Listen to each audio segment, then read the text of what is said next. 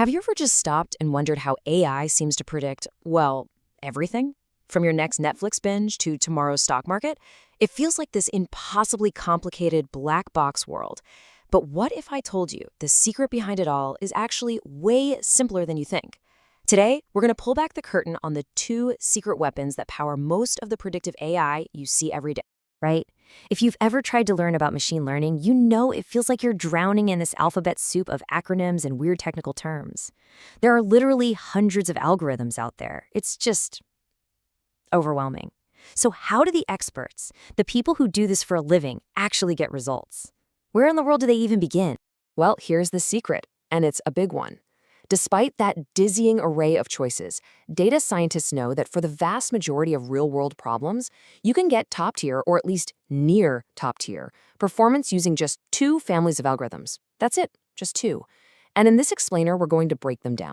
So here's the game plan. We'll start by properly meeting our two essential tools. Then we'll take a deep dive into tool number 1, which I'm calling the fast predictor, and then tool number 2, the powerhouse team. After that, we'll put them head-to-head to see when you'd use each one. And finally, we'll talk about why knowing all this is going to change how you see the AI-powered world all around you. Okay, let's get right to the heart of it. It is time to meet the two workhorses that do almost all of the heavy lifting in the world of predictive AI. On one side, we have something called penalized linear regression, and on the other, we have ensemble methods. Now, these names might sound a little intimidating, but trust me, the ideas behind them are super intuitive. These two approaches are the go-to secret weapons that data scientists use over and over again. And hey, don't just take my word for it. This isn't just some handy rule of thumb or an opinion. It's actually backed by a ton of data. Major studies, like the ones led by researcher Rich Caruana, have put dozens of different algorithms to the test on all sorts of problems. And you know what they found? These two families consistently, almost always, rise right to the top. The results really do speak for themselves. In head-to-head showdowns, both of these methods deliver incredible performance. They're reliable, they're powerful, and they are proven time and time again. So with that in mind, let's take a closer look at our first tool. All right, our first tool is penalized linear regression. The best way to think about this is like a smart ruler for your data. It's all about finding simple, clean, elegant patterns. And the best part? It does it with incredible speed. Now, at its core is a concept you probably remember from a math class somewhere way back when, linear regression. The idea is super simple. You've got a bunch of data points scattered on a graph, and your goal is to draw the one single straight line that best fits through all of them. That line then becomes your model, your tool for making new predictions.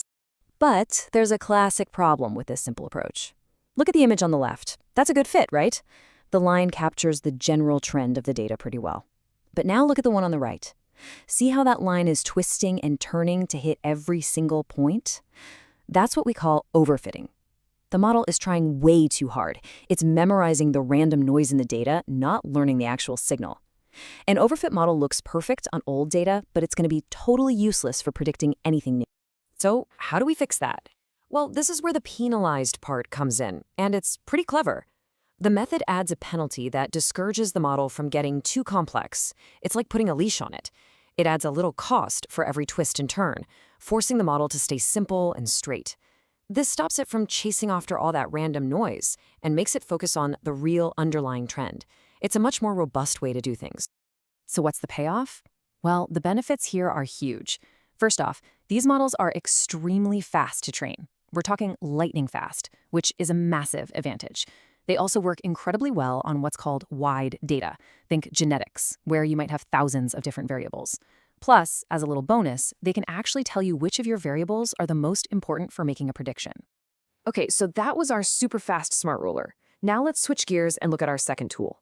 This family of algorithms, called ensemble methods, has a totally different philosophy. It's not about one smart model. It's about the wisdom of the crowd.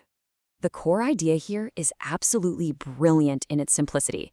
Instead of trying to build one single perfect genius model, you build a whole horde of really simple, kinda weak models. Then you just have them all vote on the answer, or you average out their predictions. Teamwork makes the dream work, right? So what do these simple little models look like? Well, the most common one is called a decision tree, and it works just like a game of 20 questions. You feed it an input, it asks a simple yes or no question, like, is this number less than 5? And depending on your answer, you go down a different path until you get to a final prediction. Pretty basic stuff. Each tree on its own isn't very smart at all. But what happens when you don't just have one tree? What if you create a whole forest of them? Thousands of these simple decision trees, each one slightly different from the next, and you have them all vote on the final answer. Well, now you've got an incredibly powerful, incredibly accurate predictive machine. And that, right there, is the magic behind famous methods like random forests. The big strength of this team approach is just its raw predictive power. Ensembles can model ridiculously complicated behavior in your data. They often deliver the absolute best, most accurate performance you can possibly get. And just like their linear cousins, they're surprisingly simple to use, and they can also tell you which variables are driving the predictions. Okay, so we've got the fast predictor and we've got the powerhouse team. They both sound amazing, right? But the big question is, when do you choose one over the other? Let's put them side by side and see how they stack up. This table really breaks it all down. It's a fundamental trade-off. Penalized linear regression is all about speed. It's your go-to when you need to iterate fast or when you have that wide data we talked about. Ensemble methods, on the other hand, are all about accuracy. They're what you pull out when performance is the absolute top priority and you're tackling something really complex. So it's a classic choice. Do you need speed or do you need raw power? So why does any of this really matter to you? Because, understanding these two approaches isn't just some academic exercise. It's about recognizing the very tools that are actively shaping the world we live in every single day. As the author Michael Bowles puts it, extracting actionable information from data is changing the fabric of modern business. And he's absolutely right. From the Google search results you see, to the ads that follow you around the internet, to new breakthroughs in medical diagnostics, these are the algorithms working quietly behind the scenes. And by understanding these two core families, the fast predictor and the powerhouse team, you now basically have the keys to the kingdom. You get the fundamental logic behind a massive portion of the predictive AI that runs our world. You've just cut through all the noise and all the jargon and grabbed onto the essential tools of the trade. So I'll leave you with this final thought. Now that you know about these two secret weapons, what predictions are you going to start noticing in the world around you?